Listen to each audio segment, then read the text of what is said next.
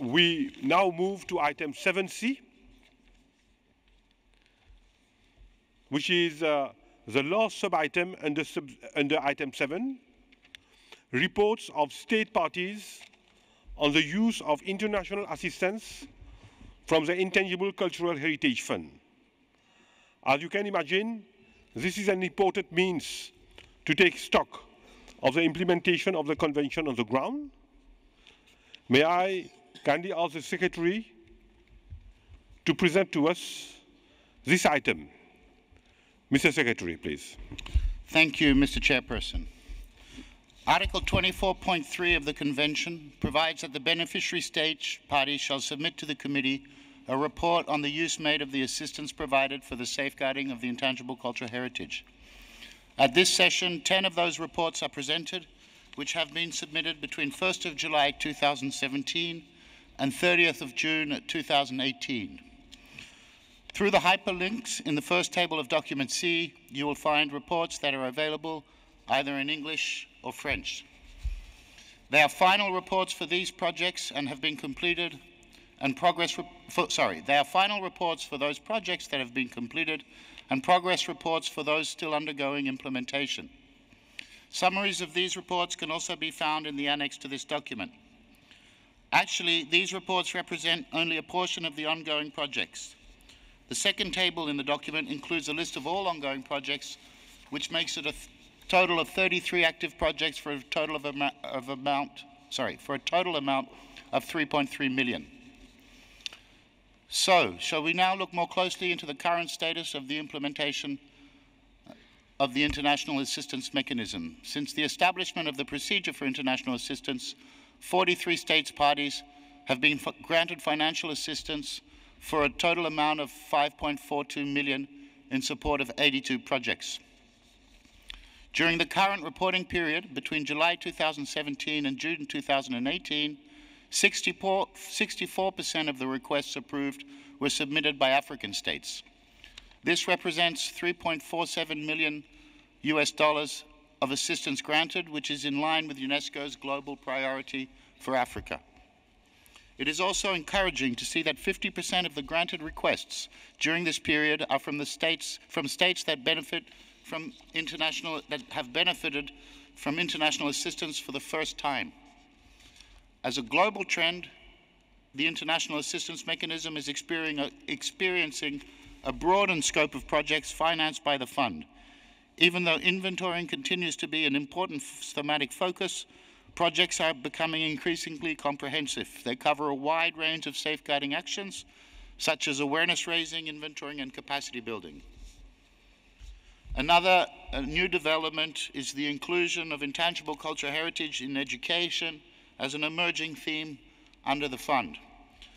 Projects propose to develop pedagogical materials, courses, and degree programs specializing in ICH. Through the funded projects, we also observed that capacity building interventions have been an effective implementation modality as they respond directly to the needs of states to develop the necessary knowledge and skills for safeguarding. In this way, the international assistance mechanism is clearly being utilized to strengthen capacities and provide concrete support to national safeguarding efforts. It is consequently becoming a critical component of the implementation of the Global Capacity Building Program of the 2003 Convention. In other cases, certain states have required more substantive support and guidance from UNESCO in carrying out their international assistance projects. In light of this need for additional support, UNESCO field officers are currently working with states to implement projects through an alternative modality of provision of services from UNESCO, which differs from the mere granting of financial assistance. As you know, the chairperson has already provided detailed information on this point when presenting the activities of the Bureau for this year.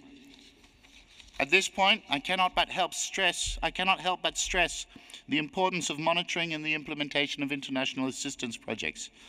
Although the submitted reports are useful to have a quick glance at the project result, it is not so easy to assess the outcomes of the projects in a more systematic and robust manner. The creation of the new team dedicated to the implementation of the IA mechanisms is both crucial and timely.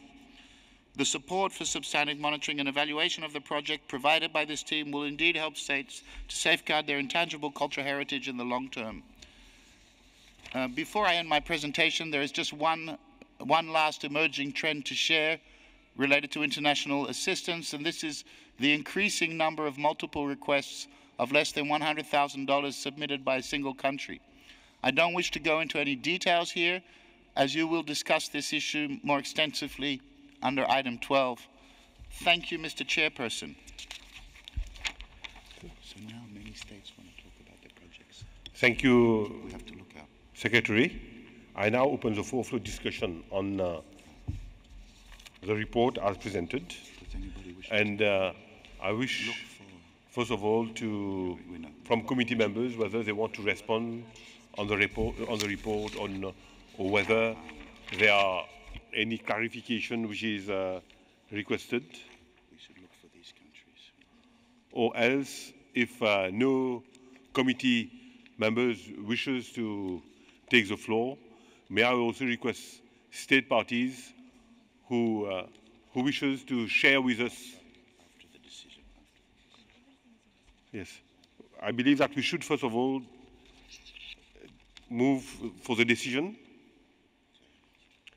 May I invite committee members to adopt the decision, which is document ITH 1813-7C. We have it now on the screen.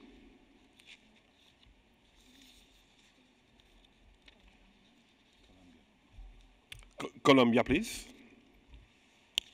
Compartir.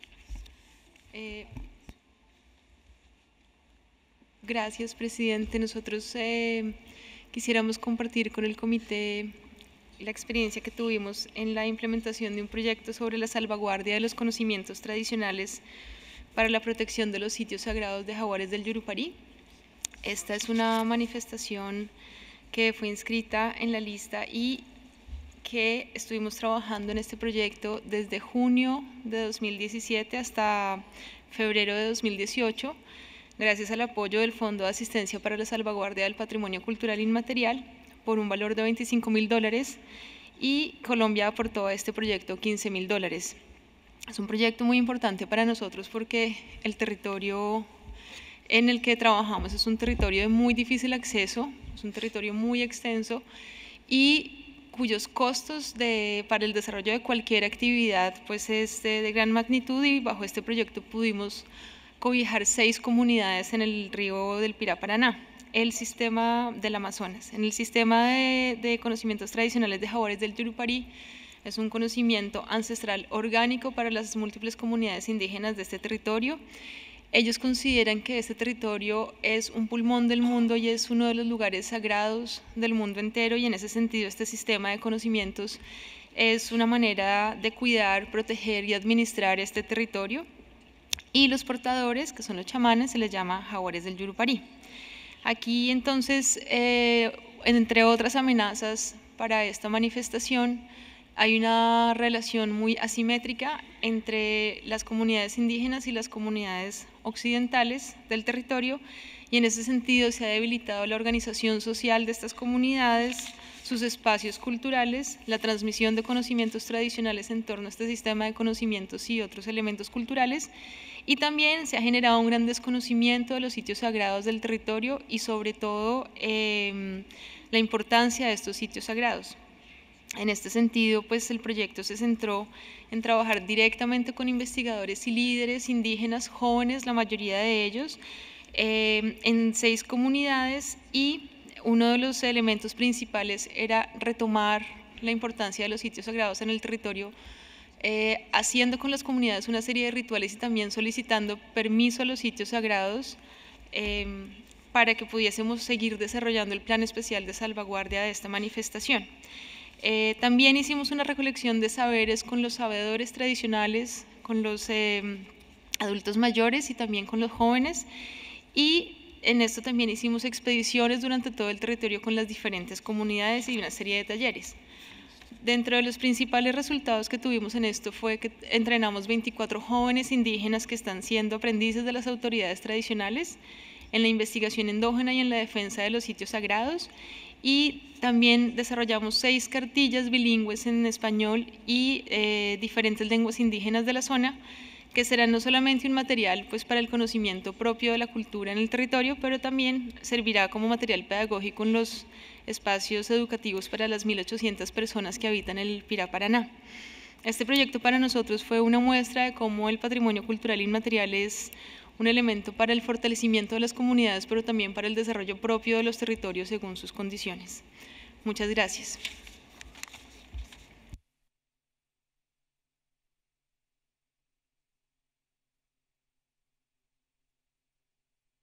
Can we now move to adopt the document?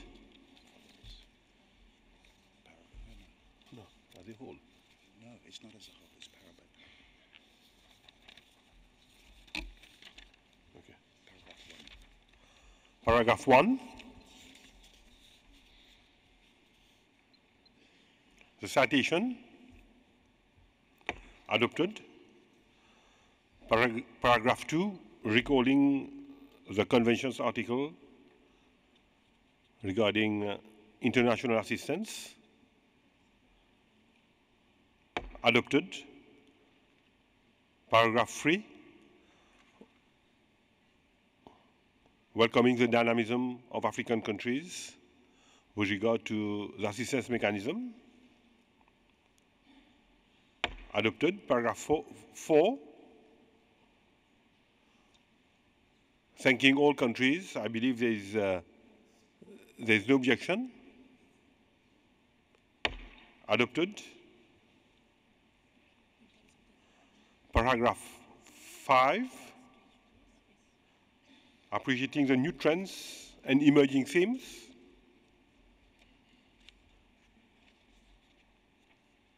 Adopted. Paragraph 6, consider that the committee has no objection to acknowledging the promising results of the emergency international assistance. And encouragement to Colombia, Côte d'Ivoire, and Niger. Adopted. Paragraph 7, the committee expresses its support to the alternative modality. Adopted. Paragraph 8, regarding the alignment effort of the reporting period. I see no objection. Adopted. Paragraph 9, to finally express our satisfaction towards the reinforcement of human capacities of the Secretariat. Adopted. We have now adopted each of the paragraphs, and we need to adopt the decision as a whole.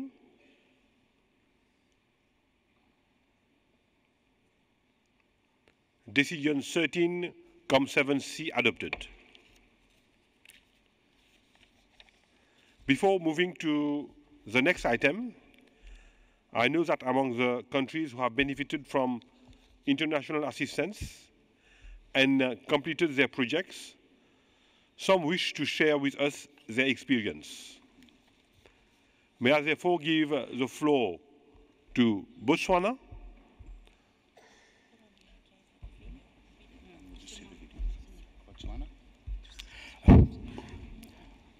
Thank you, Mr. Chairman. Since Botswana is taking the floor for the first time, we would like to thank Mauritius for hosting this important meeting and for the warm hospitality. The earthenware pottery making skills in Botswana's Gauteng district was nominated in 2010 and inscribed in 2012. It was sponsored, the 2010 research was sponsored by the Flanders in Trust Fund. Botswana applied for international assistance to implement the safeguarding plan in 2014 and was granted in November 2016 to Puteriko Mizia.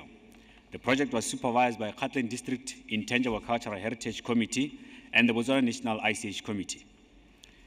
The practitioners of the element were involved in designing and planning the safeguarding plan.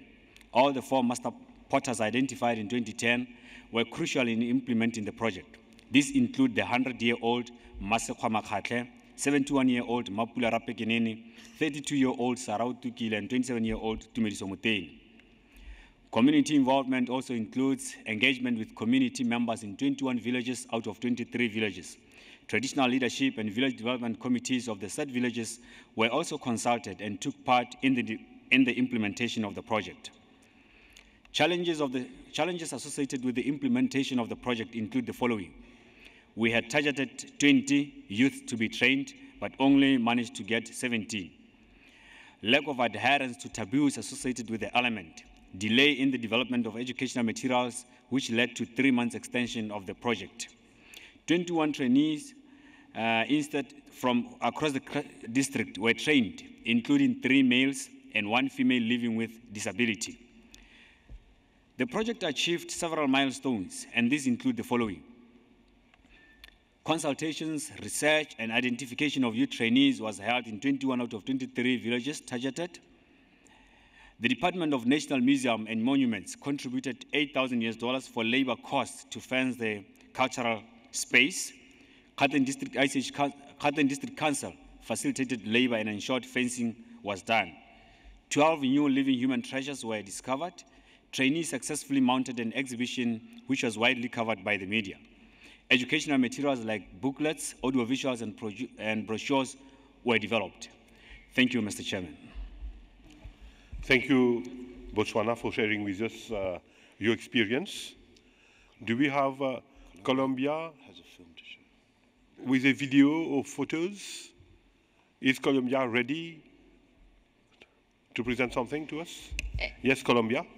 Gracias, señor presidente. Pues ya presentamos nuestros avances. Quisiéramos proyectar un video muy corto en el que vamos a dar una contextualización del territorio para que el comité lo pueda conocer mejor, pero pues ya presentamos nuestros avances en este proyecto. Muchas gracias. Y el video.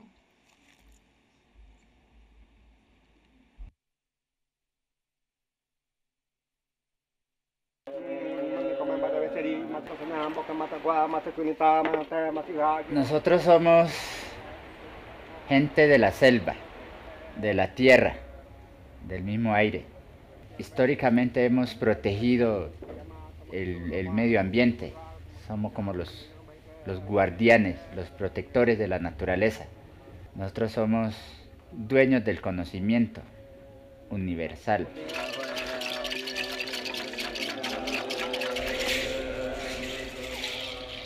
Allá habitamos diferentes grupos étnicos que hablamos diferentes lenguas.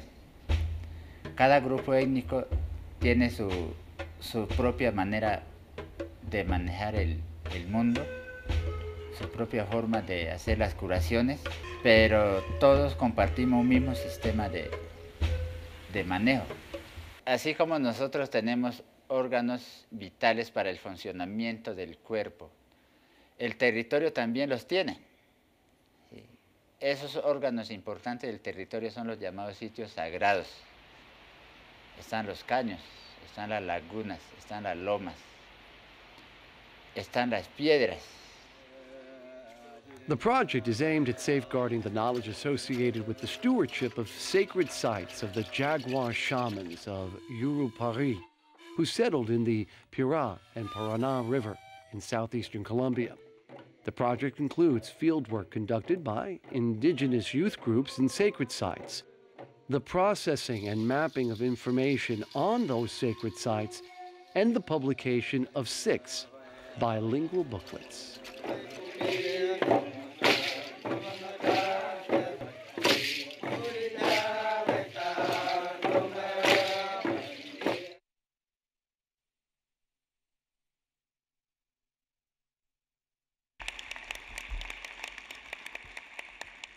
Thank you, Colombia.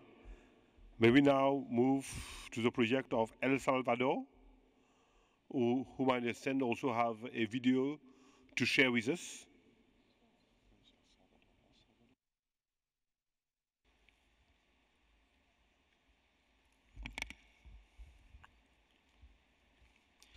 El Salvador, please.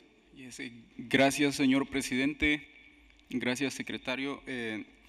Queremos presentar el proyecto denominado Titastagetzagan, hablando a través del tiempo, tradición oral y uso de las TIC, desarrollado por el personal de la Dirección de Patrimonio Cultural Inmaterial,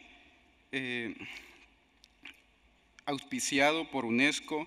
Se capacitó a los jóvenes de diferentes áreas para realizar el trabajo de campo e identificar la tradición oral para su documentación.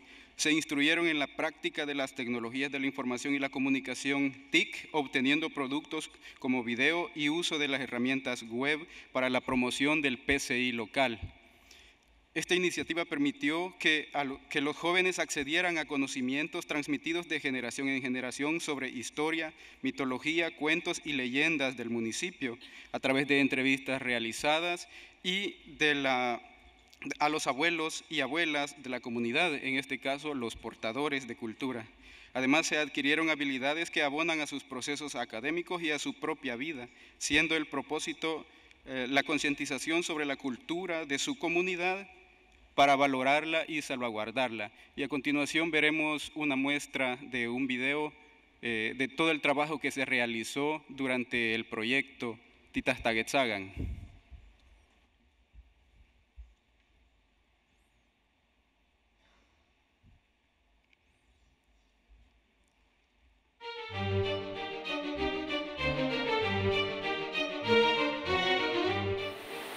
Qué buenas cosas ha aprendido del taller.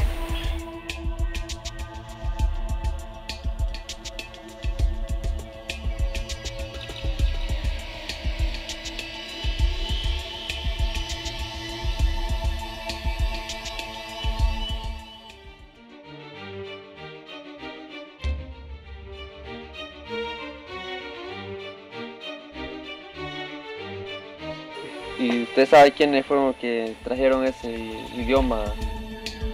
Panuget, tu testeguna, tu tatanoy, panuget hasta tehemet, ya iga tehemet igualitita tagetos kiane. Nawi katka kiane katina, katka nigan timu pastillas maya, yuni haral chichintik manat gatka, wantigunit ne yayu taman.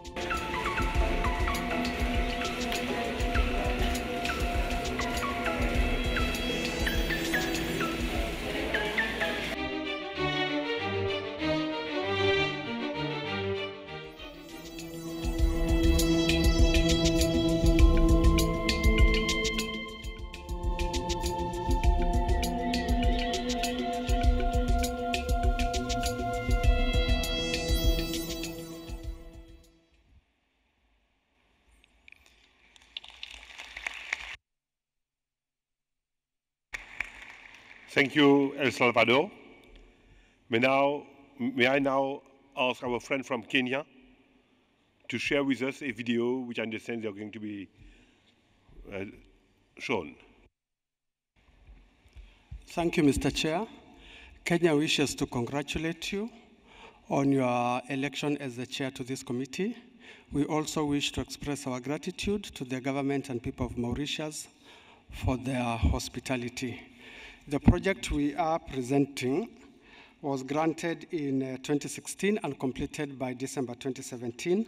The aim of the project was to help in the sustainable conservation of the technology of pottery making processes, a cultural tradition that was coming to an extinction due to the introduction of plastics, metals, and formal education in 3 locations around Mount Kenya region, namely Mbere, Tigania, and Tharaka. The achievements of the project are as outlined below. Research on pottery making was conducted in all the 3 areas. It was recorded in both video and print, which resulted in a DVD production and printed booklets. 5 groups were registered to enhance pottery making practices. 5 kilns were established. 5 potters were taken to an area for a factory making area within the outskirts of Nairobi. They were each trained for 7 days, after which they came back to teach members of their group. This activity was carried in 3 schools of the 3 locations. A total of 350 children were trained. A total of 67 adults and children were trained during a village workshop that was held. In terms of education, 200 booklets and DVDs on pottery making were produced. I think we now wish to request that we present a short documentary that was presented during that period. Thank you, Mr. Chair.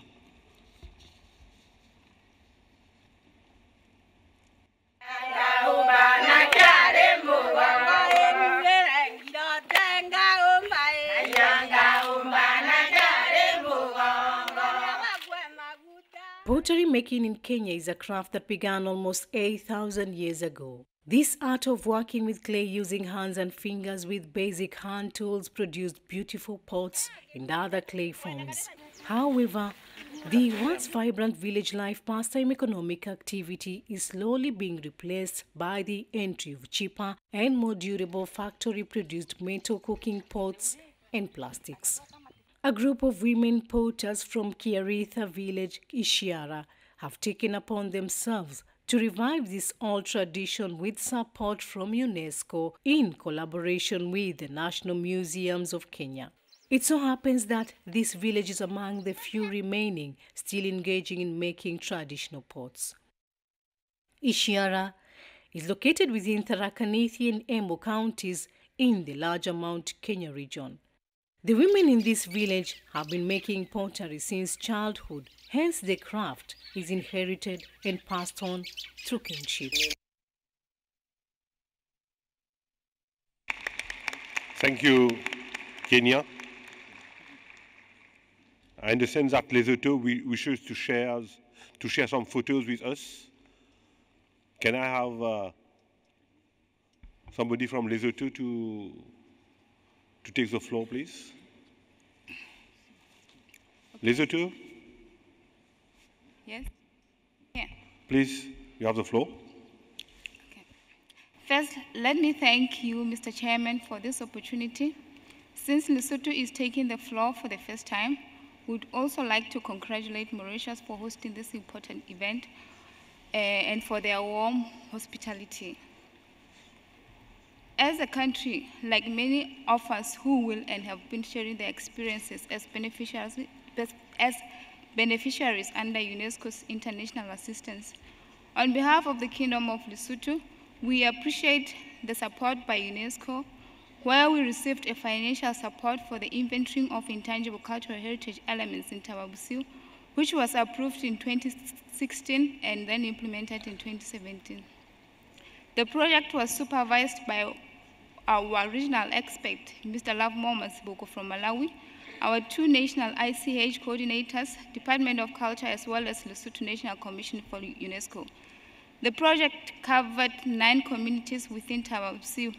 You may wish to know that Tababusiu is a historical landmark for Lesotho, as it is a founding fountain for the Lesotho nation. The objective of the project was to contribute to the safeguarding of intangible cultural heritage in Lesotho and to raise awareness among stakeholders such as communities as custodians, practitioners, as well as civil society. It was within this project where, as a country, we were able to capacitate 15 community members as researchers and field workers, as well as 5 officials from Department of Culture. The selection of participants took care of gender balance, and it was also composed of youth from 9 communities. The idea being to instill knowledge about the importance of ICH and its viability. Basically, there are about 24 elements that have been inventorized and documented and are now accessible on our national ICH database. 2 of those are the ones being projected on the screen. The idea behind the selection of these two elements is that they have currently been selected or considered by the consent communities for possible inscription under UNESCO's representative list. To wrap up, this project was implemented within 5 months. However, we had some challenges as we were not able to meet the deadline because of the unforeseen circumstances, which were led by a late acquisition of funds, this led to the delay in implementation of other activities. This also impacted on the production of some of the informational material and photographic exhibition. Nonetheless, as a country, we benefited in expanding the level of expertise on ICH, as well as updating our national ICH database. However, as a country, we feel need to reinforce our safeguarding plans, awareness, and revitalization in order to increase our safeguarding measures and appreciation of ICH, as well as its viability. In this regard, I wish to thank you, Mr. Chairperson. Thank you, Lesotho. Our friends from Malawi will also share with us their experience. Thank you, Mr. Chair, for the opportunity accorded to us to share our experiences regarding the project titled Safeguarding of Chewa, Ngonde, and Tumbuka Proverbs and Folktales, funded, of course, by UNESCO under the ICH Fund. Since we are taking the floor for the first time, allow us as well to thank the government of the Republic of Mauritius for the warm welcome and hospitality according to our delegation since we arrived in this great country. Mr. Chair, you will recall that at its 10th committee meeting held in Windhoek, Namibia, 2015, Malawi was granted an amount to implement the above project. We have the video which is going to run for a few seconds, but the objectives of the project were to build capacity for documenting ICH, to improve the safeguarding of proverbs and folktales, but most importantly, to transmit the documented proverbs and folktales to the young generations. Activities of the project included identification of informants and research assistants, training them on inventorying, collecting and recording proverbs and folktales, translation of proverbs and folktales, development and printing of books on proverbs and folktales, development and printing of dictionaries, conducting storytelling sessions, and lastly, developing materials for TV programs. The results, just a snapshot, we managed to collect 150 proverbs and folktales. We also managed to publish 6 books, 3 on proverbs and 3 on folktales. We also managed to print 3,000 books on the same, 3 dictionaries in the 3 local languages. 1,500 dictionaries were printed, i.e. 500 dictionaries for each language. And we also held 90 storytelling sessions at the National Library in Lilongwe. We also ran television programs on the documented folktales and proverbs, mainly with the national broadcaster. The project has since been disposed of. Reports, including financial statements, were already submitted to UNESCO, and we would like to take this opportunity to thank UNESCO for the support, and we look forward to future programs. With these few remarks, Mr. Chair, I beg to move. Thank you, Malawi. Adishi. Yo.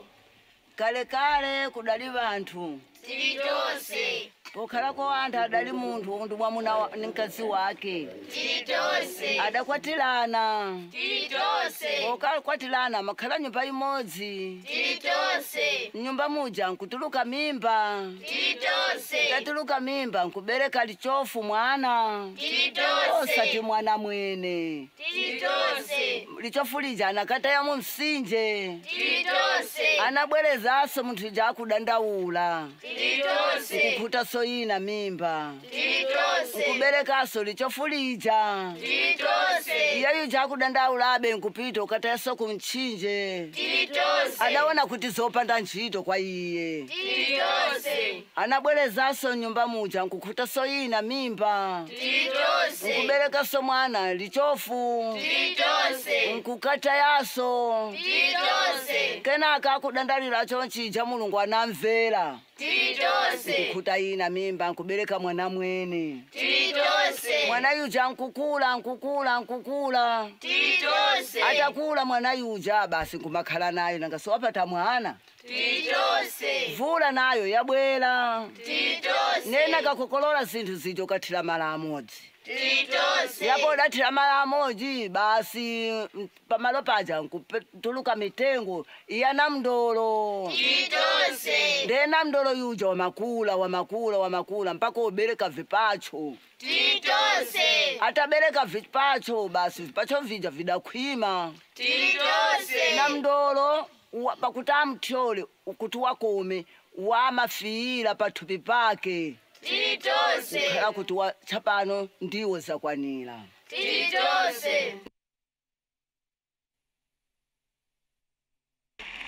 Thank you, Malawi. Now we come to Zambia. Zambia is with us and is going to share the experience. Thank you, Mr. Chair. Although Zambia has been a member of the committee, I'm actually attending this meeting for the first time. And on that score, please allow me on my behalf to say thank you to you, the government, and the people of Mauritius for welcoming us and for showing us a bit of your cultural heritage, which was really enjoyed, as could be evidenced by the people who joined in the dance. Also, allow me to thank you, Mr. Chair, that you've not only preserved the culture, but also making attempts at preserving the green spaces. Driving from the airport and seeing all the green spaces was breathtaking, so thank you very much. We were honored to have been part of the historic moment yesterday, and more so for us from Zambia, a country that is known for its peace. It was gratifying to note and see how culture can bridge barriers and contribute to the process of peace as we saw between the two Korea countries. Please allow me on that note to report on the project that Zambia undertook. In 2016, we benefited from the Intangible Cultural Heritage Fund through the International Assistance Project when we were granted $25,000 US, mainly for the inventorying of proverbs of the Lala ethnic group of Loano district in the central part of Zambia. This is a small tribe which actually had its origins from Congo, but along the way they picked up a lot of cultural aspects which were under threat of disappearing because of certain things that were happening in the area that they are. The project ran from September 2016 to September 2017. And all in all, despite the challenges that the project faced, we actually achieved the objectives of the project. We had to deal with the rough terrain where vehicles could not reach. The implementing team had to become innovative. Sometimes they walked, sometimes had to ride and ride bicycles to reach certain people that were key in the project. There were issues, being a rural place, there were issues with power sources, and they had to innovate as well in making sure that they captured all that was required. And one of the unexpected challenge was the translation from Lala into English.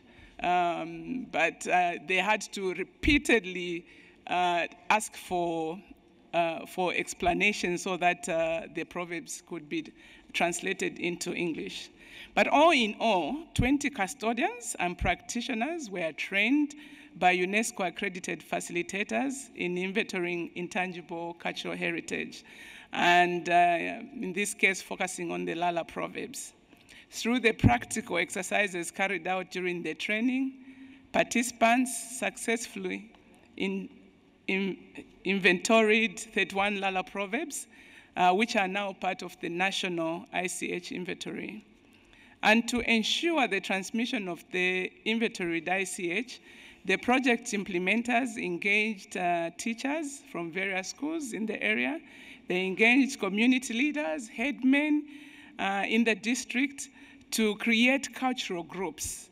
And I must hasten to say here that these cultural groups, although were present on paper in the school, but were really not active.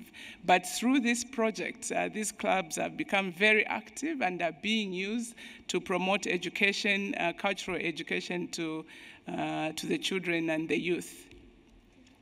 And they're also using established traditional structures to pass on the tradition. There was no definite inventory at the time of the project starting up in Luano, but this project has come up with an inventory, and one of the outputs is soon to be published, a 31-page booklet entitled Proverbs of the Lala Ethnic Group in Central Africa, Central Zambia. There is now an existing ICH committee to ensure that this is going to be kept on. We are going to keep an eye on the ICH.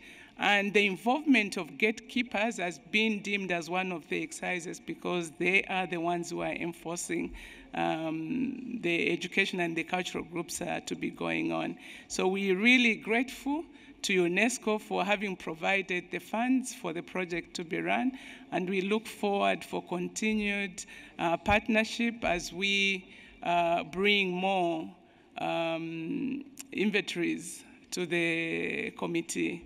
I would like to thank you once again, Mr. Chair. Thank you, Zambia. I would like to thank all of you for keenly sharing your experience with us. Sorry, I understand that we missed our friend from Ivory Coast, Côte d'Ivoire. Oui, Monsieur le Président. Mille excuses. We are going to hear Côte d'Ivoire, please. Allez-y. Merci, Monsieur le Président. C'est la première fois que la Côte d'Ivoire prend la parole, donc je voudrais avant tout remercier les autorités mauriciennes de leur aimable hospitalité. Nos remerciements vont également à l'endroit de l'UNESCO, qui a consenti à accorder un appui financier de 299 972 $ américains, a rendu possible l'inventaire du PCI présent en Côte d'Ivoire en vue de sa sauvegarde urgente. Débutée en 2016, la mise en œuvre de cet inventaire a été bénéfique à la Côte d'Ivoire à plus d'un titre. Certains professionnels de l'action culturelle, les communautés et même des universitaires ont découvert avec intérêt en cette occasion la notion du PCI, la sensibilisation et le renforcement des capacités, ainsi que la documentation des éléments avec leur implication aidant, les communautés ont véritablement pris conscience de la valeur de leur PCI. C'est la première fois qu'un inventaire systématique est réalisé en Côte d'Ivoire, avec un maillage total de toutes les 32 régions administratives du pays, ce qui a donné comme résultat l'identification et la documentation d'environ 800 éléments fort variés du PCI présents sur le territoire national. Aujourd'hui, le pays dispose d'à peu près 500 personnes, hommes et femmes, ayant leur capacité renforcée sur la Convention 2003 et le travail d'inventaire participatif, des personnes suffisamment outillées pour mener à bien un inventaire du PCI et élaborer des mesures de sauvegarde pour des éléments qui le nécessitent.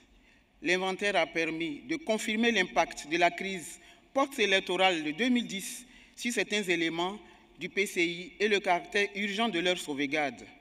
C'est le cas de la destruction à Bangolo dans l'ouest du pays, des enclos des masques sacrés, espace exclusif d'initiation à la pratique dans cette localité et qui a amené le ministère de la Culture à octroyer de façon exceptionnelle aux praticiens des moyens nécessaires à leur reconstitution. L'analyse des éléments inventoriés a permis de comprendre qu'en dépit de la diversité culturelle qui caractérise la Côte d'Ivoire, nous retrouvons des similitudes au niveau de certains éléments des 4 aires ethno-culturelles et linguistiques, ce qui nous permet d'affirmer que les communautés vivant en Côte d'Ivoire ne sont pas aussi différentes et devraient s'accepter et vivre ensemble. Oui, le PCI peut contribuer à renforcer la cohésion sociale. Cependant, la mise en œuvre de cet inventaire a connu quelques difficultés. Le non-respect du chronogramme préétabli, dû entre autres à certains événements survenus au niveau national, à savoir la grève générale des fonctionnaires et agents de l'État durant tout le mois de janvier 2017, les dernières élections municipales et régionales tenues les mois de septembre et octobre 2018 qui ont mobilisé la plupart des acteurs de l'opération d'inventaire. Des dépenses non comprises dans le budget initial de l'inventaire se sont avérées indispensables sur le terrain lors de la phase 1, frais de rituels et de protocoles nécessaires à l'identification et la documentation de certains éléments, des frais de transport et de subsistance des équipes d'inventaire, ce qui a amené l'État à réévaluer sa contrepartie financière. En accord donc avec le secrétariat de la Convention, la phase 2 a été scindée en 2 parties pour mener à bien l'opération. La Côte d'Ivoire tient à remercier tout particulièrement le secrétariat de la Convention pour son encadrement constant tout au long de cet inventaire du PCI présent sur son territoire. Je vous remercie. Je voudrais donc vous inviter à présent à suivre un PAD confectionné à l'occasion. Merci, Monsieur le Président. Merci beaucoup, Côte d'Ivoire. Et merci. Oh non, vous savez.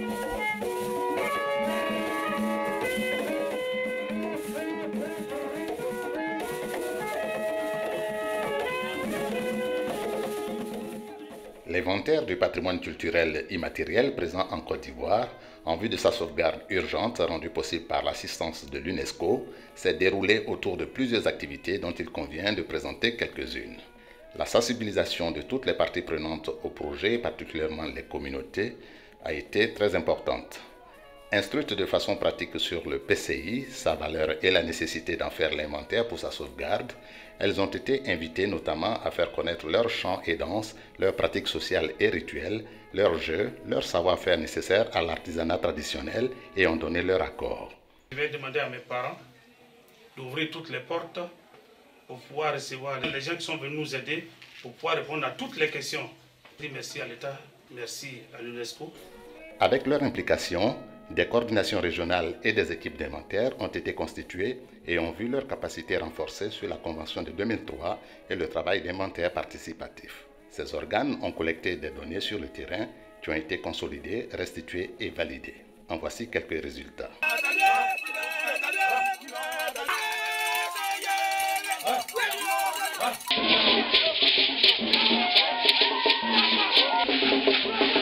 C'est ça qu'il a assis dedans là. C'est ça l'atelier. On prend 4 morceaux de bois. Maintenant.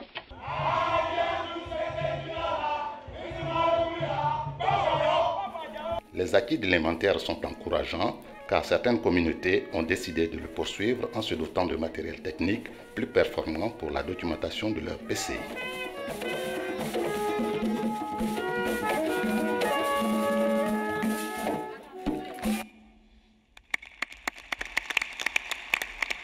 Thank you. Merci Côte d'Ivoire. Et merci à tous qui ont partagé avec nous leurs expériences